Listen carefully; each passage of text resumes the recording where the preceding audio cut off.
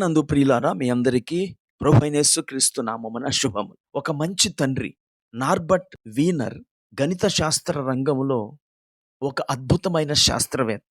అతడు సైబర్నెటిక్స్ రంగంలో విశేషమైన కృషి చేశాడు. అయితే నార్బర్ట్ తన తండ్రితో తనకున్న బాధాకరమైన సంబంధాలను గురించి తన జీవిత చరిత్రలో రాశాడు. అతని తండ్రి ఒక ప్రముఖ భాషా శాస్త్రవేత్త మరియు ప్రొఫెసర్. అతనికి 14 పైగా భాషలొచ్చు. అయితే అతడు తన కుమారుణ్ణి చాలా కఠినంగా పెంచాడు. 11 సంవత్సరాల వయసులోనే తన కుమారుణ్ణి కాలేజీలో చేర్పించాడు. 18 సంవత్సరాలకే తన కుమారుడు PhD పట్టా పొందాడు. తన తండ్రి తన భవిష్యత్తుపై శ్రద్ధ చూపిస్తూనే తనను కఠినమైన ఆంక్షలకు గురి చేశాడని మై చైల్డ్హుడ్ అండ్ యూత్ అనే పుస్తకంలో రాశాడు. ఆ పుస్తకంలో అతడు చెప్పిన విషయాలను బట్టి అతని తండ్రి అతనితో చాలా కఠినంగా వ్యవహరించాడని, ఏ చిన్న తప్పు చేసినా తీవ్రంగా శిక్షించేవాడని చెప్పాడు. అలాగే చిన్న వయసులోనే పెద్ద ఒత్తిడి అతని మీద పెట్టేవాడని, తండ్రి యొక్క ప్రేమకు నేను ఏమాత్రము నోచుకోలేదని అతడు తన అనుభవాలను చెప్పాడు. ఈ మాటలు వింటుండగా ఈ లోకములోని తండ్రులు వారి పిల్లల పట్ల కఠినంగా ఉండవచ్చు, లేదా చూపవలసినంత శ్రద్ధను చూపలేకపోవచ్చు. కానీ మనకు ఒక తండ్రి ఉన్నాడు. ఆయన మన ప్రభు అయిన యేసుక్రీస్తు.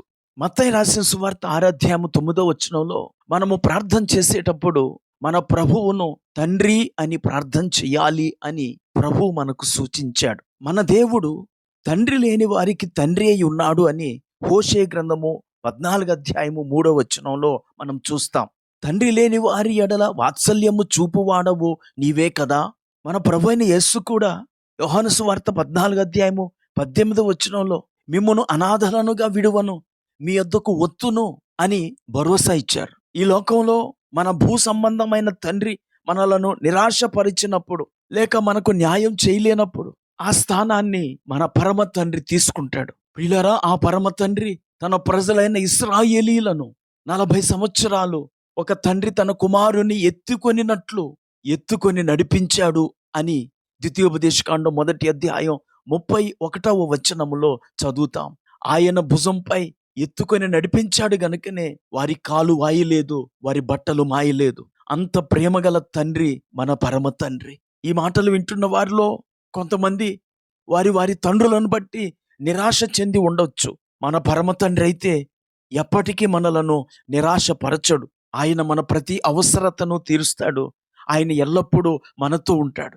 ఈ మాటలు వింటున్న నా ప్రియ స్నేహితుడా, సోదరి, ఆ పరమ తండ్రి గురించి మీరు ఎప్పుడైనా ఆలోచించారా? ఆయన నీ కొరకు ప్రాణం పెట్టిన తండ్రి, నీ కొరకు తన రక్తమనంతా కార్చి నేను పాప బంధకాల నుండి విడిపించిన తండ్రి, నేను స్వస్థపరచుట కొరకై కొరడాలతో కొట్టబడి నీ పాపాన్ని తన మీద వేసుకున్న తండ్రి. అలాగే ఎల్లప్పుడూ నీ క్షేమాన్ని కోరి నీతో ఉండుటకు తన ఆత్మను నీలోనికి పంపిన తండ్రి.